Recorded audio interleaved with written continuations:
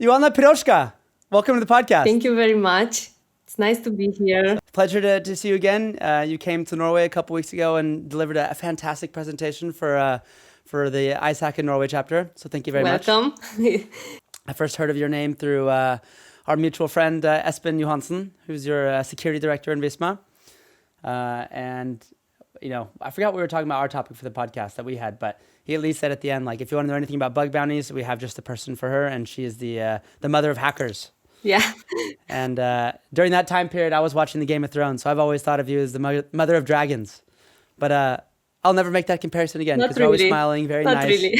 You're not breathing fire. So, but since you are the mother of hackers, are you proud of your children? Yes, I am very proud, and you will see because I will share in this presentation some stats from our bug bounty programs and some wonderful reports that we got in time from our unicorns, like Espen likes to always name them. I've been working with this program pretty much since I joined Visma 5 years ago. We have around 4 years and a half since we launched at the corporate level our bug bounty programs, I'm doing this for some time now. So that's why I also started to share the experience and the way we do this program, and hopefully this will help others also. Cool. Well, the floor is yours, the digital floor. The agenda for today and what you will be able to learn and see in this presentation are a few things about, in the beginning, a few things about Visma and our security program, which was developed by us in order to help our internal teams to improve their security posture. And one of the services that we offer through VSP is bug bounty and responsible disclosure, which are very similar. So I'll be talking about both of them because I think it's also important to create awareness about responsible disclosure, which is probably the easiest way that companies can have in order to be able to get reports from ethical hackers and have them fixed, of course, in a legal manner. I will also try to emphasize some differences between bug bounty and penetration tests, and also show you some of the most known bug bounty platforms and tools and program types. Currently, we have all the possible program types in Visma on the Integrity platform because we are working with them right now. So I'll be sharing this as well. And you will see how we started and how we are basically built our program and how we are doing it right now. But also some common vulnerability types, which are the most common ones that we get. But also some critical findings. Because probably those are the most interesting and definitely the most impactful. And also, you will see some program statistics in regards of payouts and number of reports. And of course, in the end, I will try to summarize the lessons learned and success factors. Perfect. But first, let's start with a few words about our company, because maybe not all of your audience heard about Visma. We are a large company, and we are top 5. Proud to say that we are top 5 software companies in Europe, and if we speak about cloud ERP, then we are number 1 in Europe. And we've expanded and we started to buy companies also in Latin America, so we operate on both continents. Of course, because we have so many companies under our umbrella, we also have a large technology stack. And our role in the security team, because we have a global security team that is trying to help all these companies, our role is to offer them services that help them achieve this. So that's why we developed a program inside the security team called VSP. It comes from Visma Security Program. As you see here, some numbers so that you have an idea on how big we actually are. So we are operating in both private and public sector. We have applications which are very, very important for these sectors. For example, we have school systems, we have healthcare systems, we work with governments, but also in the private sector with different types of applications. Of course, most of them are ERP applications, but not only. So it's mission critical to protect them and to have a good security. VSP, what does it mean? It means a program that contains different services that protect different areas. So I would say the most important areas that we try to protect, or the main ones, are applications, solutions, infrastructure, and people. And in these different areas, we try to have services which are relevant. And you will see that bug bounty and responsible disclosure, they are part of the applications and the solutions area, and they represent the last layer of verification that we offer. And you see here many abbreviations.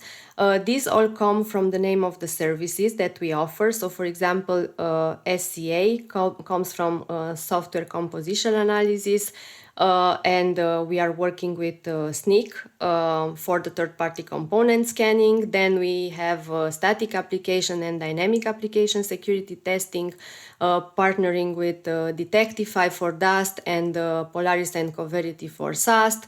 We have cyber threat intelligence and log management, and also MAVA, that comes from Manual Application Vulnerability Assessment, and it's actually the internal penetration test that we offer for the Visma companies. All of these need to be done before joining the bug bounty program. And the reason for this is that we don't want to pay for vulnerabilities that we can find ourselves internally. So bug bounty and responsible disclosure comes on top of them. A very mature program you have going on here. I can, if I can add that. Yeah, indeed. So yeah, different teams, different service owners responsible for all these services, and the final purpose is to help the internal teams to make good security decisions every day. We don't take the decisions ourselves. It's their responsibility to take the best decisions, but what we can do is to help them with these services and guiding them in the onboarding processes for all of these services. But now let's jump into the subject, because I will be speaking mainly about bug bounties today. So I think that most of the audience already is aware about what bug bounty program means. So I will try to focus a bit on the differences on how I see them between bug bounties and penetration tests. And I would say that in my opinion, there are some main differences. And I will just try to explain them. In bug bounties, we speak about thousands of security testers, while the penetration tests are done by smaller teams or even individuals. So, of course, the chances to get more vulnerabilities in a bug bounty program are higher than in a penetration test. Many hackers with specialized skills. There are different areas of expertise that they have, and mainly in the private program where you decide which hackers you want to invite, you can cover the technology stacks that you have in scope. So, and that's how we are doing it in our private program. We try to invite the best ones on the platform, and we try to cover the entire technology stack. Another important difference is the fact that the tests are being performed continuously once you launch a bug bounty program and you launch a domain in a bug bounty program. So anytime they want to test that asset, as long as it's considered in scope, they have the possibility to do this. While in a penetration test, the time is limited. Usually it is for 1 week or 2 weeks, so it's time bound. And also, of course, in a bug bounty program, you pay for the results, while for the penetration tests, you pay for the testing time. So I would say both of them are important. We are doing it in this way. First, the penetration test done internally. Everything that is found needs to be fixed, and only after that they can join the bug bounty program, because in this way we can save some money, we can control the budget. So I think they complement very well each other, and I would recommend to have them both. Quick question before you leave that slide.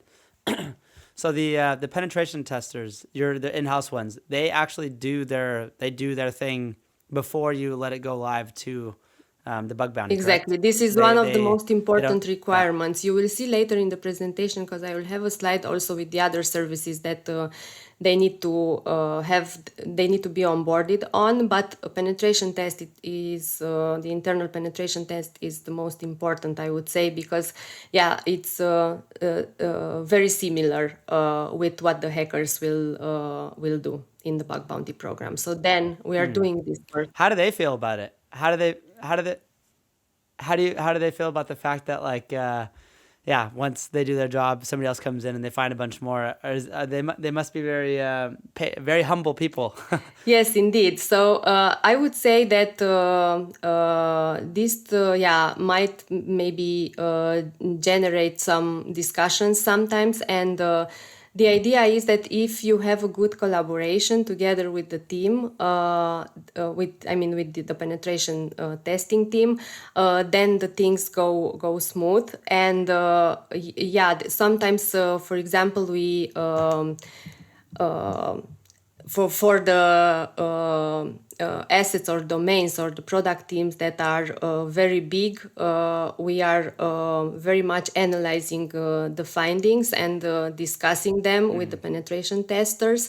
And sometimes we don't onboard them immediately and just wait to have them better tested. So yeah, it's a collaboration, and also sometimes we ask for technical expertise from our penetration testers inside the bug bounty team, because there are, yeah, different types of vulnerabilities that maybe we are not so familiar with, and then we need some technical expertise, and we have it available on their side. So yeah, I would say the key is teamwork. Yeah. Yeah, I could see there being some tension there every once in a while. But I Indeed, guess you've this been doing this can for 5 years, happen. so Yeah, you've. but I think with communication and yeah, with a good relation and a good collaboration, this can be bypassed. Cool. I have more questions, but I'll let you go in the presentation. We'll come back to those. Okay. um, some of the most known bug bounty platforms and tools. So you probably heard about most of them. We luckily had the chance to work with both HackerOne and Integrity.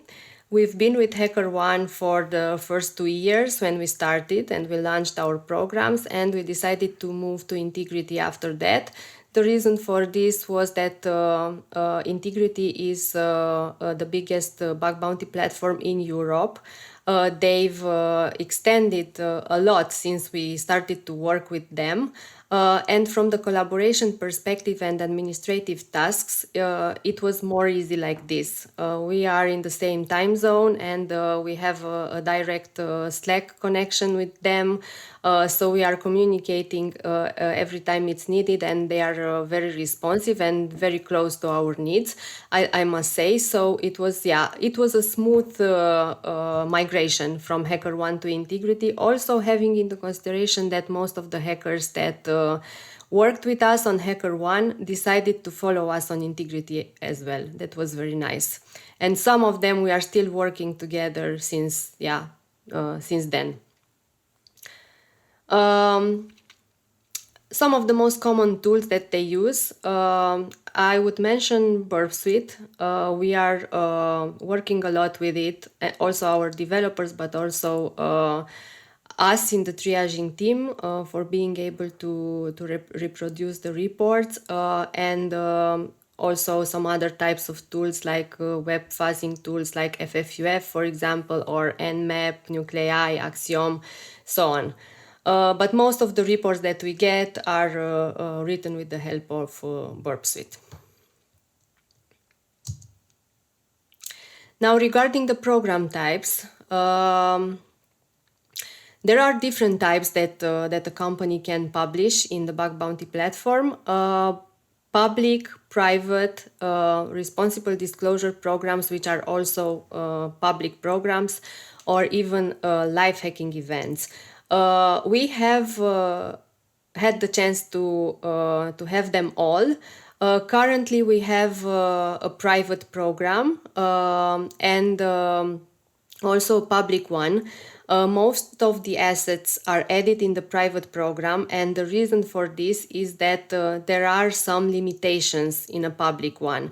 For example, in Visma, most of the product teams need to pre-create the accounts in order to be able to have them available for the hackers to test. So that means that you cannot really do this in a public program because there is no limitation in the number of testers that will join. Basically, the entire community can see your public program and can participate into it. So then that's the limitation. And another reason is the very good quality that you get in a private program, because there you have the possibility to choose which hackers you want to invite. So our approach is to start in private and move in public only the teams that have the possibility for self-sign-in, meaning that they can provide instructions for the hackers and they can self-create their accounts and be able to test. So that's how we are doing it, but since most of them don't have this possibility, then most of the domains are added in the private program. Speaking about responsible disclosure, this is also a public program where the entire community can submit reports. What is different is the fact that in responsible disclosure, everything that Visma owns is considered in scope. So if they find an asset, a vulnerability on the internet and it's related to Visma, then they are able to submit this. And important, we do not offer money for responsible disclosure because you cannot control the budget, and it's such a big company that the costs will be immense to be able to pay for everything. So then we don't offer money, but what we offer is Hall of Fame as a sign of appreciation for all the valid reports, and also if they submit medium plus, everything above medium as severity, then they get a €50 swag voucher. And we've noticed that since we launched and made available the Responsible Disclosure Program on Integrity platform, we have lots of valuable submissions, and the activity has increased a lot since then, because it was not published from the beginning there on Integrity. We had it published on the Visma Trust Center on our webpage. Now, regarding live hacking events, these are very cool events that companies can have. And we had the chance to organize two of them. One was during the pandemic and it was an online event, and the other one was a physical event last year with the economic team, which is one of the biggest and important teams in Visma. So what happens in a live hacking event? You invite a bunch of hackers, of course, you invite the best ones. We had around, I think, 30 to 40 hackers invited in our events, and you give them the scope, the rules of engagement and the policy, and they are able to search for vulnerabilities in a very short amount of time. But what's different from a normal program, it's of course the fact that it's time limited, and the fact that it's a competition and a direct dialogue between hackers and sometimes also the product teams, like it was in our case. So because they get special awards and special bonuses, it becomes very engaging, and it's really like a competition. So the value of this is the fact that you get very good quality, high number of submissions in a very short amount of time, meaning that you are able to secure assets very fast.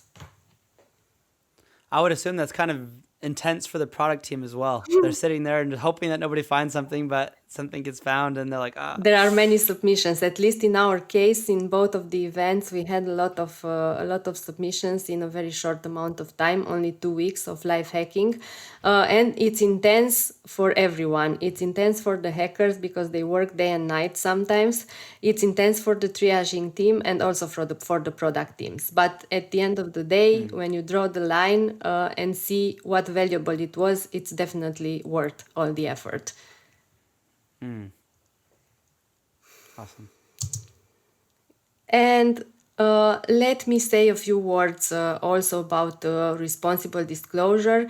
As I already said, there are different types of ways to publish a responsible disclosure program, either self-published on the company website or on the bug bounty platform itself as part of it. We have them both, but we started with our website first for a few years, and after that we decided to launch it. It was in 2022, beginning of 2022, when we decided to launch it on Integrity as well. We have a swag store from where the hackers can take can use their vouchers and can take different items as a sign of appreciation, and also a page on our trust center where we list all the security researchers that sent us valid reports.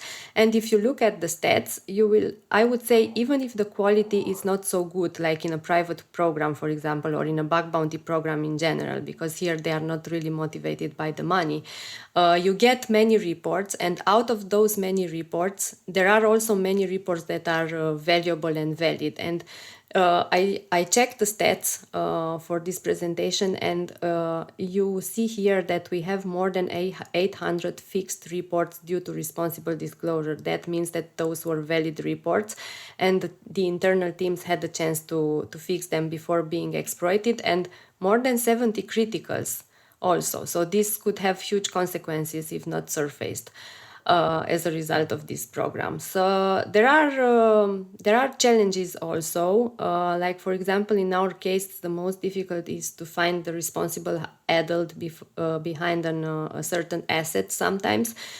Being such a large company, sometimes it's a struggle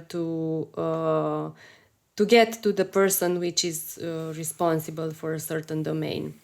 But we try to overcome these challenges, and for example, we created a framework that updates the database with the Visma owned assets on a daily basis, and this is now pushed all in a tool called Visma Hubble, where we gather all the information about different security services and all the Visma product teams, legal units.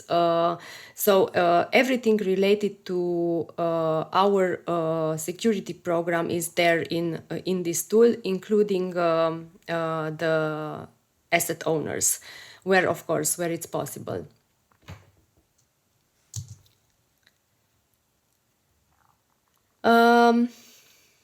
Bug bounty journey. We started small. And we've expanded the program gradually, and this is how we are doing it also right now, because you cannot have everything added into the scope from the beginning. This would be hard for a company like Visma. First attempt was in 2016 in Finland, when we launched a private program with some domains from Finland. We immediately started to get reports, also critical ones, so it was really valuable, even if it was so small. And then in 2019, it was decided to launch it at the corporate level. So we started to create awareness about this, to define an onboarding process, to explain the teams that were considered good candidates to join the program, to explain the entire process and how we will work. And then by the end of first year, we had around 30 product teams already added into the scope. And after 1 year, we were able to also launch the public program. Then in 2021, we moved to Integrity. Everything was migrated. And we've also managed to develop a tool for managing the credentials that were sent to the hackers. And in 2022 and 2023, we were able to also organize life hacking events and to expand the scope continuously. Plus, we changed the way we approach the budgeting, and I will speak about this later as well into more details.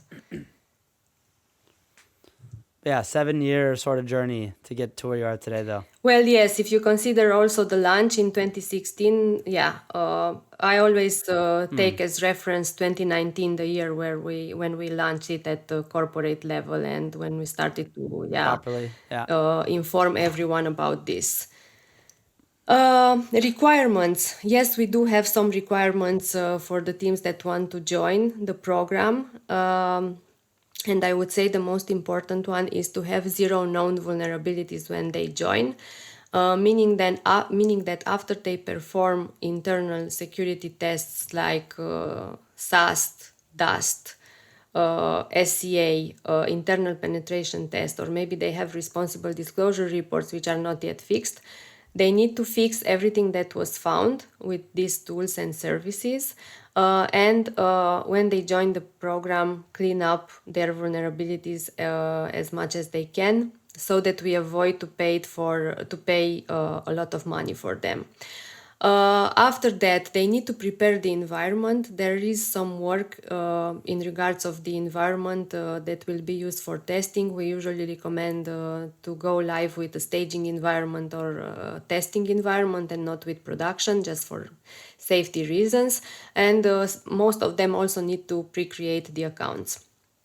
And also very important is that they need to commit to be fast with the validation of the bugs. Maximum 4 business days we require for the validation, and also with fixing the bugs. Of course, if we speak about critical ones, then they have 5 business days, but usually they fix them in 1-2 days. So yeah, they really take it seriously when we speak about critical ones. I really like the that process you have around the 0 known vulnerabilities. It's like that saying shit in, shit out. It's like no shit in, no shit out. You're like making sure that everything is, and that's also maybe a good like prerequisite for such a program. You have to have a feeling that you have 0 known vulnerabilities in whatever you're going to be testing. Exactly. Right? So why paying for And, them, and if we already have services that can prevent them, right? So yeah, that's how we do that's cool. it. In terms of preparing the internal teams, I think that's also a very important step when launching a bug bounty program, or when launching an internal team that will participate to this. I think it needs to be very clear in regards of what should they expect after they join.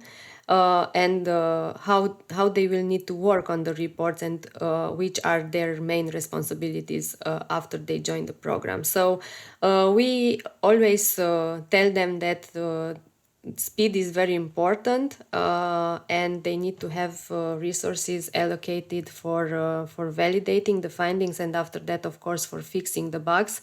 The reason for this is that in this way we maintain the hacker engagement by accepting the reports and paying them immediately after they have been validated, and not waiting until they are fixed, because sometimes it takes months until a vulnerability is prioritized and fixed. So that's why we try to be as fast as we can with the validation and paying them immediately after that. Also, what we've noticed, and we also tell the internal teams about this, is that we are more busy with the new domains launched in the first 2 weeks. After that, it starts to settle down, because the low-hanging fruits, of course, are discovered immediately. They do test continuously, also the old domains, and we try to have also sometimes campaigns for making them test again and come back to old assets. But usually the busiest weeks are the first ones. So also very important is to explain that it is normal to get vulnerabilities. Here we are not blaming anyone. We are on the internet, and vulnerabilities are there, present on most of the applications. The most important is that through these programs you have the chance to know about them and to fix them before they are being exploited in the wild. So that's the main idea with the bug bounty program in general. And then working on the reports, in our case, it's pretty easy, I would say, because there's a real-time synchronization from Integrity to Jira. We cannot give all the developers or all the people from the internal teams access to Integrity. So then we have a project, a bug bounty project in Jira, which is available for everyone internally, regardless if they are part of the program or not. They have access to the findings because we want them to learn from this. So then the reports are synchronized in real time, and how we work, it's through comments. The internal teams, after if they have an important update, like for example, they have checked the report, or I don't know, they have questions, maybe something is not clear and it needs clarification, then they just post a message in Jira, we see it, and we communicate in Integrity with the hacker. So there's one-to-one synchronization from Integrity to Jira, not the other way around. I would assume this is like it's a free way. It's like the free security awareness for developers, right? Because I feel like all your developers have a very, very, very healthy relationship to security now, because they know that, okay, if I just Exactly. if I do something not very ideal here, I'm definitely gonna hear it back later, right? So it's like Exactly. So, yeah, and a also motivator. giving access to this project to the rest of the developers that are not directly involved in this, it has learning purposes, because it's not a secret internally. They can just go and check, see how the hackers were able to find and what they were able to find, maybe which are the most common types of vulnerabilities, and they have the chance to look in their application after the same type of bugs, even if they are not part or not yet part of the program. Yeah, awesome, cool. Yeah, so regarding automation, we also needed to take some measures in this sense. And I would say the most important part is the fact that we've automated the credentials management and the way we deal with the credentials provided to the hackers.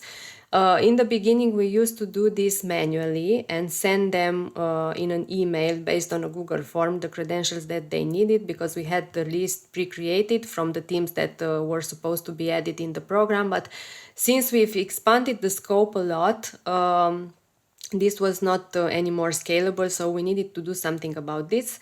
And since we have a development team as part of our security team, we developed a tool called Bug Bounty Self-Service Portal with a very simple interface. We just upload there the list of credentials that we get from the product teams, and the hackers can log in with their integrity.me right now email address, and they can self-claim the credentials for the domains where they need them, and also, of course, have access to them anytime they want. They are there, they just log in and have the credentials there. It's an open source tool, so if there are companies that want to use it, it is published on GitHub. And yeah, we are continuously improving it, of course. And I must say that probably it's among the first tools of this type on the market, I think. Also, the guys from Integrity wanted to have an overview, and we had a presentation and explained how we did it. They're probably mad at you for making it open source. They're like, damn it, we should have made that. No, I Cool, just think awesome. they want to improve, and it's, as I said, we are always sharing everything that can be shared and that can be learned by others. So that's how we deal with this one also, and that's why it's also open sourced. Um, Awesome. then the integration with Jira that is provided by the Bug Bounty platform, also very important. And we've also done a tool for having more customized statistics. We have stats in Integrity as well, but Visma being so diverse and so large, for example, we have product teams that have more applications as part of their responsibility or more assets added into the scope. And then in order to have a better overview on the costs per team, for example, we needed to customize the statistics, and this is why we developed this tool. Like also, for example, if you want to see the top 10 bug types per team or resolution times or so on, then it's everything available internally, not only in the integrity platform or where there's only a bunch of people that have access. So we are trying to be transparent from this point of view also with our internal teams. And now let's see which are the most common types of vulnerabilities that we get. I would say that access control problems represent 36%. If you summarize improper access control, privilege escalations, IDORs, 36% from the total types of vulnerabilities that we get are like this. And what is important to mention, these types of vulnerabilities cannot be found with automated tools for scanning, because you really need to understand the application flow and the business logic. You need to make assumptions. You need to have a human mind to be able to test this and find them.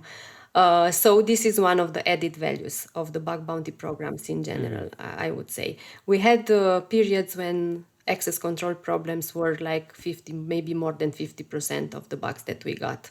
Right now, second place is represented by XSSs with 21% reflected and stored. So yeah, medium severity in general. These bugs are usually medium severity, but we always take into consideration the business impact when we assess the severities. So that's why on the next slide with the critical bugs, you will see that there are IDORs that we also paid as critical because they had a very high or critical impact. Like for example, modifying the ID of an object, and you are able to have access to all the information from the system. And then, of course, it was an IDOR, but we decided to pay it as critical. We also get different types of critical bugs, like, for example, HTTP request smuggling or remote code executions, probably the most common one. Also, account takeover through different creative methods. Right now, more than 40 critical bugs, all-time stats. So in almost 5 years, we got 46 critical bugs and 137 high-priority ones. I would say that if you look at the entire period, it is rare when we get such bugs. But they could have huge consequences. And luckily, we were able to discover them with the help of the bug bounty and responsible disclosure program and be able to fix them. But critical bugs are usually submitted by exceptional people. And this is how it is with the report that I want to show you, a very interesting one, which was actually a collaboration of 4 of our best hackers invited in the 2021 online live hacking event. So they were able to submit this beauty. It's a CSS injection. So they found the CSS injection flow in a third-party component called Prince.xml, which is an HTML to PDF converter used by one of the product teams that was part of the scope during the live hacking event, and they managed to escalate this to first to local file inclusion and after that SSRF, and this led to account takeover. So basically they had access to the entire internal API through this, and it was very nice because first of all, it was not only a very good report technically speaking, but also a very well written one. So that's why we decided to increase the severity from critical to exceptional and to pay it accordingly. And of course, after this was addressed to the provider, they fixed it and they released the version 15 of Prince.xml fixing this vulnerability, and we were able to speak about it and to allow the hackers to publish also an article about it. And I put here the links to the article also, because it's a very good read up, I think. So yeah, really amazing and creative findings and chains of vulnerabilities that they are able to submit, mainly during the life hacking event, when also they have the possibility to work in a team and to team up. I just have to say, I love the way you're communicating with them on those mails on the left-hand side. It's Exactly. like you're actually talking like a coworker, right? You're like, yeah, happy hunting. I say that all the time, and you're like, love, mother, awesome. True. We try to be friendly with them, and yeah, like Ah, because some of them we've been working for years together, and it's very nice also through these life hacking events, because you have the chance to meet them in person, so you get to know them better, and yeah, speak with them and collaborate and so on.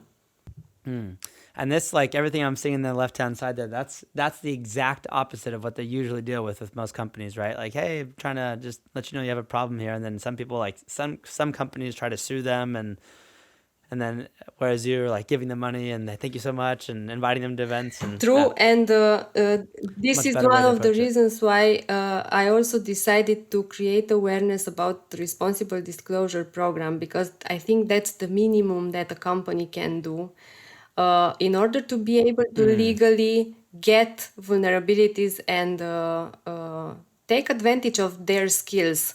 Uh, None of these guys, at least from our experience, uh, they don't do harm intentionally. They are here to help. Yes, they are motivated by the money, but not only. They are also trying to learn new things and to improve their skills. Offering them the possibility to legally report to a company, it's only for the good. Right. So yeah, I would Awesome. say it's definitely worth it. There's a lot of money, as you see here. We are almost reaching 1 million euro with the bounties paid in the entire period of time since we started with our programs. But that's not much compared to how much the company would have lost if critical bugs would have been exploited, and not only criticals, because yeah, the PR and the image affected, and a lot of money that can be lost, plus customers and yeah, critical vulnerabilities may have huge consequences if they are exploited by the malicious guys. Yeah, I'm sitting here thinking like one of those critical bugs could have cost much more than 1 million Exactly, euros, you know? exactly, And you said you had 400 of them, and that's exactly. like, And we yeah, the got PR, more all than this. 40 Yeah. if we speak about bug bounty, not to speak about responsible Okay. disclosure, where there are more than 70. Yeah. So Okay. Yeah. definitely But worth either way, it's from this point of view. Maybe you are wondering how much we pay. We pay between 100 and 7,500 per bug, depending on the severity. So 100 is the low one, 7,500 is exceptional ones, more than critical, even more than criticals, which are 3,000. And the global average per team, so the cost per team in the entire period of time since we started, it's around 10K in our case. And you will see why we consider this amount important on the next slide, because here I will be speaking a bit about the costs and which is our approach for this. So in the beginning, when we started for few years, we used to pay the bounties from the security team budget. It was not scalable anymore because the acquisition rate is around 40 new companies each year. So it's not anymore scalable to have the budget only on ourselves and to pay for everything. And then it was decided beginning of this year that everything that goes above 10K will be supported by the teams that are part of the program. If they don't have the money available or they cannot prioritize this, then we put them on hold and remove them from the program, and we are able to add them whenever they are ready.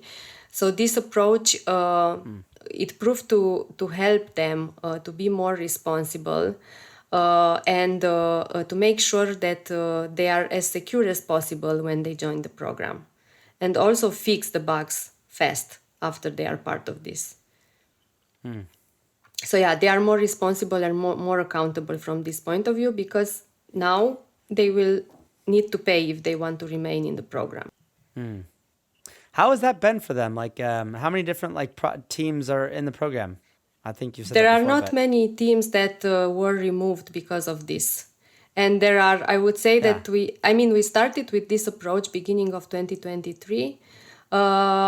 And there are already teams that reached this amount and decided to continue, and they were able to secure the money. I think we have 2 or 3 teams that were removed temporarily, but all of them want to rejoin. So as soon as they will have the money available, they will be back in the program, because they've seen the value of yeah, it and they definitely want to rejoin. yeah. So you've managed to make security like, oh, we want to be a part of that program. That's the Like idea. yeah. Not to force And if they them. fall out of it, they're kind of like, oh no, we have to fix it. Like yeah. But it's something that they're motivated to. Yeah, I'm just amazed that you've actually managed to like turn around that security awareness thing where people want to be secure and they fight for it, and yeah, Yes, that's a culture in Visma. I've seen that's a this very culture since I thing. Yeah, started. Yes. that's awesome. And I like to say that it's a successful program. And I've identified here the main things for this, for making it a successful one. I must say that it's very important to be fast when you launch a bug bounty program. In order to keep the engagement and to motivate the hackers, then you need to triage, you need to pay as soon as you can, and also to fix the bugs, because otherwise there will be a lot of workload on the triaging team side, but also on the product team side, like searching for duplicates and so on. It's important to have the bugs fixed as fast as you can, but from the hacker's perspective, the most important is to pay immediately after you validate the bug, and don't make them wait too much. Also, trying to be fair and consistent with decisions, acting in the same way in the same situation. I think it's very important, and keep this standard continuously in the program. Plus, organize special events like live hacking events, and maybe different campaigns for engaging them even more. And trying to be responsive and support them with everything that you can. Sometimes they have problems logging in the applications, or sometimes they are unsure about different things that are or not in the scope, and then there's a continuous collaboration and exchange of opinions in our reports where it's needed. And last but not least, I would say it's very important to be transparent. In order to get the most of these programs, you really need to communicate and create awareness internally. Give them access internally to the findings, so that they can read the report and learn from them. But also be as transparent as possible with the hackers, because this is how you build trust. And same with the customers. We speak about these things and share, as you see, stats and numbers, just because we want to help others. Where when there's no secret, and we can share information, we take the chance and do this as often as we can. Awesome. What do you know about these hackers? Like their backgrounds. Like if you have any, like in general, are they? Yeah, you said most of them are in Europe.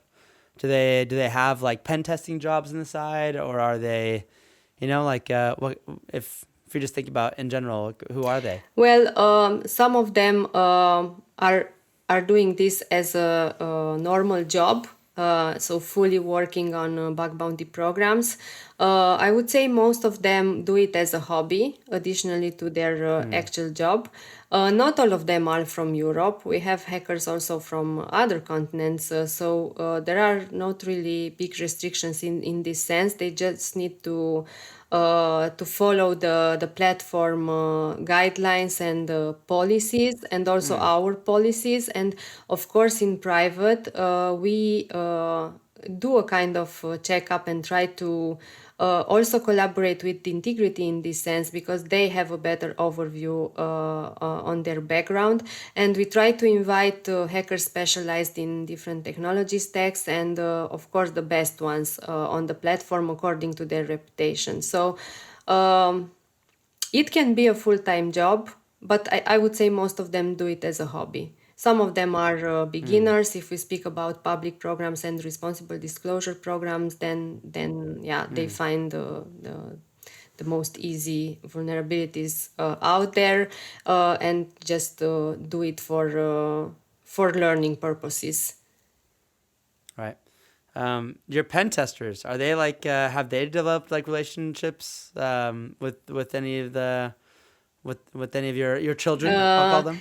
Actually, we had the chance to put them in touch. There was a period of time when we invited the penetration testers to have the bug bounty experience and work on the report. So for a few months, they were working together with us in the triaging team, and they were collaborating together with the hackers. So they were in touch, yes.